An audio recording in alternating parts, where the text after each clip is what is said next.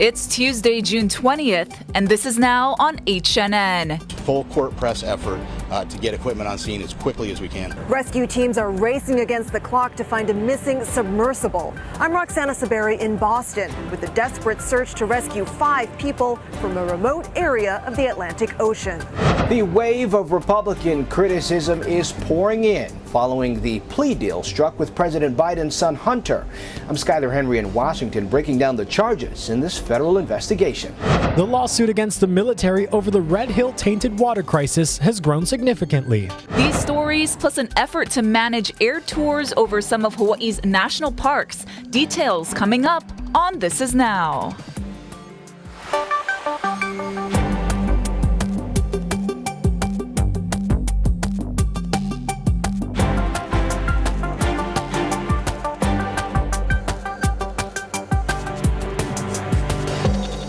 Aloha and good afternoon. Thanks for joining us here on This Is Now. A desperate search and rescue operation is underway in the North Atlantic after a mini sub disappeared on its way to the wreck of the Titanic. Yeah, 5 people are on board, and it's a race against the clock because the vessel only had less than 2 days of oxygen. Roxana Saberi is in Boston, where the U.S. Coast Guard is leading the search.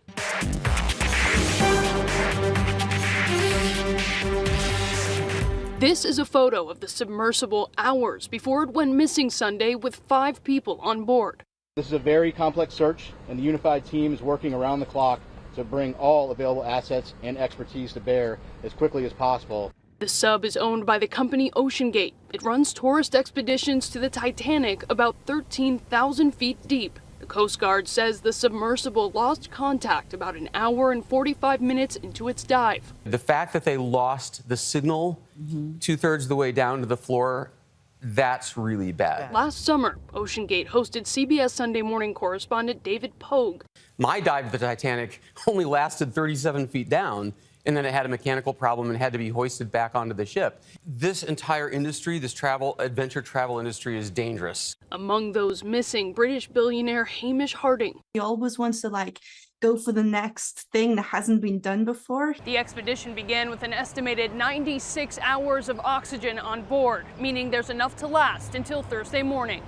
The Coast Guard says it is searching both the ocean surface and subsurface for the vessel. What would have helped is if the submersible had releasable transmitters that could have come to the surface, and the moment they realized we were in trouble. Locating the submersible is the first step. Getting to the crew members in time may prove to be just as difficult. Laura Hafley, CBS News, Boston. President Biden's son, Hunter Biden, has reached a deal with the Department of Justice, which would end a more than 5-year investigation into tax problems and an illegal gun possession. Skyler Henry is at the White House with more details. President Biden says he will continue to love and support his son as Hunter Biden agrees to a plea deal with the Department of Justice. I'm very proud of my son. Hunter Biden is pleading guilty to 2 misdemeanor tax charges, and he will admit to illegally possessing a gun while being a drug user. What this indicates is that the Department of Justice thought this is where they could get an agreement. This is where they, if they went to trial, could show proof beyond a reasonable doubt. Hunter Biden is expected to receive probation for the tax charges. He'll have the gun charge removed after 2 years if he completes a diversion program. I think the judge is going to do what's fair. And I think what's fair is, my client gets on with his life. U.S. Attorney David Weiss, who was first appointed by former President Trump, defended the sentencing recommendation in a statement, saying actual sentences for federal crimes are typically less than the maximum penalties. Hunter Biden's charges come as President Biden is in the midst of a re-election campaign, and the leading Republican candidate is facing legal challenges of his own. Republicans strongly criticized the recent indictment of former President Trump, saying it shows the Department of Justice is biased. If you were the president's leading political opponent, the DOJ tries to literally put you in jail and give you prison time.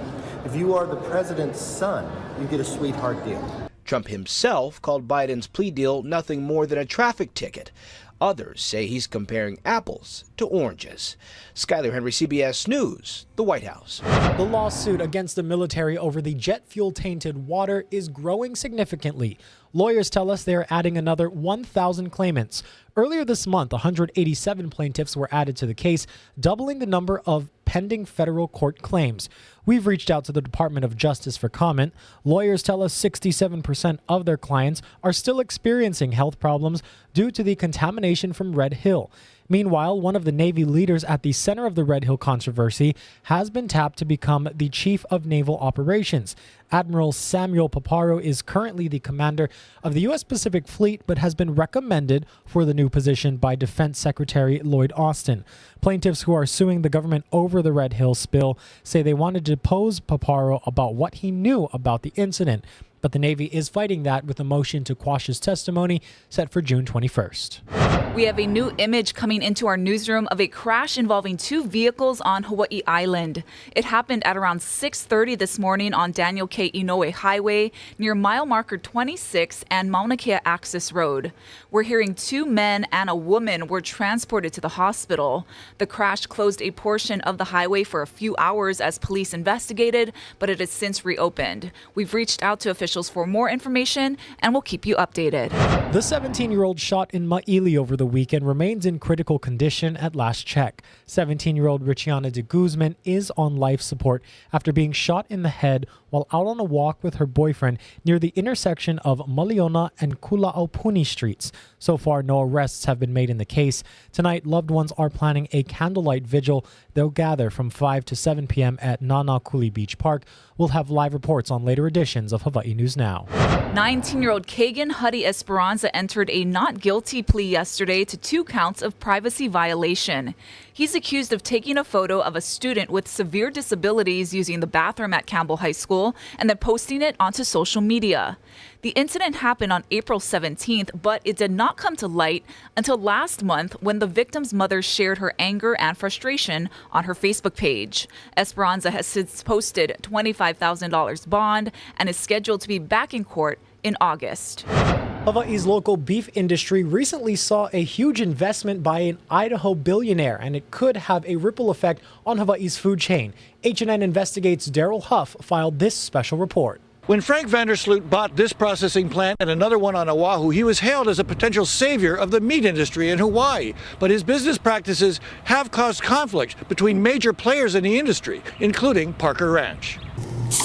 Before that local grass-fed steak can get here, it has to start here, on a grassy pasture, most likely on the Big Island, where 70% of Hawaii's cattle are raised, and most of that from the massive Parker Ranch. We're not going anywhere, right? We've been here since 1847. Your Parker Ranch. We're going to be here forever.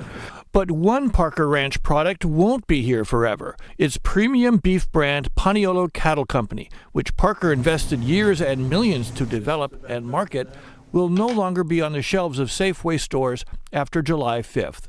I'm not unhappy that Paniolo is going away. I mean, we're very proud of it, but if somebody else think they can do it better, and that's going to result in investment, that's a good thing. When Parker Ranch CEO Dutch Kuiper talks about somebody else, he means Frank Vandersloot, the founder of the Melaleuca Home Products empire, who has invested $27 million to control and expand Hawaii's 2 biggest meat processing slaughterhouses, essentially controlling local meat supplies to Hawaii's grocery store. It's certainly not a financially profitable endeavor for me or for our operation, but at this stage of my life, I need to be doing good stuff for other people, so that's why we're doing it. After taking control of the Big Island beef plant in Pauilo 3 years ago, Vandersloot pledged to keep existing relationships with Parker and other ranchers, but he also wanted to increase the number of cattle ranchers who had access to processing, so he could get more cattle to process into store-quality product. We've kept those promises. We said we were going to build it, and now we've built it. We're not done, but the industry has been very, very positively responsive to what we've done. Vandersloot buys cattle for his brand, Kama'aina Ranches. He says his goal is to get more ranchers to stop sending their calves to the mainland feedlots to make the slaughterhouse profitable eventually. The secret sauce is volume, getting enough beef through the plant to pay for all the labor, the electricity. In recent years, way over 90% of the beef consumed in Hawaii was imported from the mainland. Ironically, much of that beef started out as Hawaii-raised calves that were shipped to mainland feedlots. Zanga Shuddy of Z-Bar Ranch in Waimea was among those who were shipping out his calves until he started doing business with Vandersloot. We are blessed to have Frank here. And the reason I say that it is open up a market for us as a producer. Shuddy says the prices Vandersloot offers ranchers for cattle are fair. But Michelle Galinda, owner of the 9,000-acre Kuahivi Ranch in Ka'u, says Vandersloot cut her payments for cattle by 20%. It really is a disappointment and painful. You feel like you're not valued. Galinda is a county council member and advocate for local agriculture. She has arrangements to provide high-quality beef to Foodland stores, but said higher prices on the mainland are tempting. I can make more money sending to the mainland all day long right now. Vandersloot says he's offering the same prices to all ranchers, what he calls an even playing field for both big and small. It's a commodity market. There's plenty of room for everyone. Parker Ranch's CEO says Vandersloot raised what he charges Parker to process Parker's meat for Safeway, which made his bid for Safeway less competitive. We were prepared from day one that Paniolo Cattle Company could end up being the sort of proverbial sacrificial lamb if it meant somebody was going to come into Hawaii and put capital to work in meatpacking. So I'm not angry about this. After Parker's Paniolo deal fell through, Vandersloot won a bid to put its brand, Kama'aina Ranches, on Safeway's shelves. Now the good news is that instead of just one ranch being on the shelves of Safeway, there are going to be over 170 different ranches on the shelves at Safeway. In the meantime, is Parker Ranch okay? We're great. We're in fine condition. Parker has other customers for its beef and an offer from Vandersloot to pay what he calls premium prices for Parker's high-grade cattle, which would likely end up back in Safeway under another name. Despite the growing pains, there are very high hopes for the grass-fed beef industry in Hawaii. In fact, some people believe we could be self-sufficient one day for beef. I'll have more on that in our next report. Reporting from Waimea on the Big Island, Daryl Huff, Hawaii News Now. Joining us now to elaborate more on this story is the reporter himself, Daryl Huff. Aloha, Daryl. Thanks for joining us here on This Is Now. Thanks, Dylan. Your story was very in-depth. What's something that we, the viewers, should take away from your reporting? I think ultimately what we've got here is that the local agriculture industry is so important to us. Self-sufficiency in agriculture is just a dream in Hawaii because so much is shipped in from the mainland. We're so dependent on the mainland for shipping of 90% of our food. Our food chain is only like a week long. So if you have a hurricane or something, we start running out of food in just a matter of days, certainly a matter of weeks. So having local agriculture that can sustain us is hugely important. And that's really what the root of this story is all about. Now, this was part one of a two-part series of reports. What can we expect from your report that's airing tonight?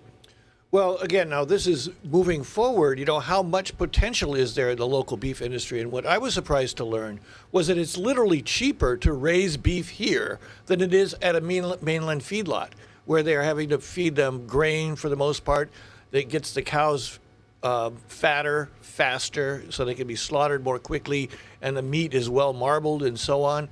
What Parker Ranch did and Kuahivi Ranch, also on the Big Island, they're sort of affiliated. They were the ones that pioneered the idea that once again you could actually raise cattle all the way till feedlot quality in Hawaii, eating grass. It takes a little bit longer and you have to have just the right DNA, the right breeding, but it can be done. What I didn't realize is that people had forgotten how to do this in Hawaii because for so long it was so much cheaper, and it's still cheaper and more profitable for a rancher to just raise a baby cow, beef cow, to a certain age, less than a year, and then truck it over to the harbor and have it sent to the mainland where it gets fattened up in these mainland feedlots, and a lot of it comes back here as mainland beef. So that's a really big thing to change in an industry. But with the investment of this billionaire, There is now a lot more capacity in the local slaughterhouses and a lot more capacity if you could get ranchers to start raising their beef this way. And we're talking in today's story a lot more about what that potential is, how it could come about, and how far they really have to go. And we all know Hawaii has such a rich history of paniolo and cattle raising here. Daryl, we look forward to your second part of your report. Thanks for joining us here on This Is Now. My pleasure. Thanks. The State Department of Health says those with dairy allergies should stay away from Tostitos brand avocado salsa. Frito-Lay issued a voluntary recall of the salsa in Hawaii after reportedly mislabeling its ingredients. Due to a label misprint, the salsa has a different product's ingredient information and leaves out the milk allergen. No other Tostitos products are affected. The U.S. Supreme Court is expected to decide on several significant and controversial cases in the coming weeks. They include rulings on affirmative action, LGBTQ rights, and President Biden's student loan forgiveness program. Bree Jackson has a roundup. From college admissions to LGBTQ rights, the Supreme Court is poised to weigh in on some of its most divisive cases by the end of July. Last year, the Dobbs opinion, which overruled Roe versus Wade, was decided on June 25th, so well toward the end of the term. So this is all business as usual. The future of President Biden's student loan forgiveness plan is on the line, a decision that could impact the financial futures of 40 million Americans. This is about economic mobility, being able to move forward in society as a multiracial democracy. We're also awaiting a key decision on affirmative action. Justices will decide the legality of race-conscious policies many universities and colleges use to admit students. Race alone doesn't account for why someone's admitted or not. I've heard the word diversity quite a few times, and I don't have a clue what it means. The court, with its 6-3 conservative majority, is expected to rule on a major case concerning LGBTQ rights after a Christian web designer refused to provide services to same-sex couples. And the question is, can a website designer say, sorry, that's not my kind of marriage? This is not a hotel. This is not a restaurant. This is not a riverboat or a train. I'm interested in the intersection of public accommodations law and speech. The public is watching and waiting to see how the High Court rules. And the rulings this week come as the nation marks the one-year anniversary of the conservative court's overturning of Roe versus Wade and the legal right to an abortion. In Washington, Bree Jackson, NBC News. A Korean man attempted to open a plane door mid-air on a flight from the Philippines to South Korea. Officials from Jeju Air say the 19-year-old began to act strangely an hour into the flight, and flight attendants moved him to the front row of the plane, close to the exit door so they could monitor him. That's when the man ran towards the door and attempted to open it. Fortunately, the door stayed closed. No one was hurt, and the man was handed over to police after the flight landed. The incident comes barely a month after a passenger actually managed to open a plane door on a Korean carrier. The National Park Service and the Federal Aviation Administration want public input on an air tour management plan for Hawaii Volcanoes National Park and Haleakala National Park. The agencies encourage anyone with an interest in or concern about air tours to review and comment on the draft plan before 8 o'clock tonight. At Volcanoes National Park, the proposed plan would authorize about 1,500 air tours each year on 3 defined routes, as well as designate certain quiet and no-fly days. At Haleakala, the proposed plan would permit about 2,400 air tours yearly, about half of the previous average, and 8 no-fly days. For more information, visit our website, hawaiinewsnow.com. All right, this is a live look at Halema'uma'u crater, and something to report. It might look different. That's because Kilauea has officially paused the eruption. So now, with the recent eruption after 12 days of volcanic activity, scientists said for nearly 2 weeks, fountains and streams of lava had illuminated the summit, with the biggest attraction coming from a vent on the southwest side of the crater. Now, volcanologists and say the lava activity started tapering off around 4 p.m. yesterday, and within a few hours, the lava geyser that's drawn thousands to the park turned to just an orange glow before going completely dark. Now, it's not known when or even if the eruption will resume. Yeah, a very different picture from when we looked at this camera at the same time yesterday where lava was spewing out. Just goes to show how quickly things can change. Speaking of change, let's go ahead and send things over to our guy Hoggy with a look at what's in store for your island weather.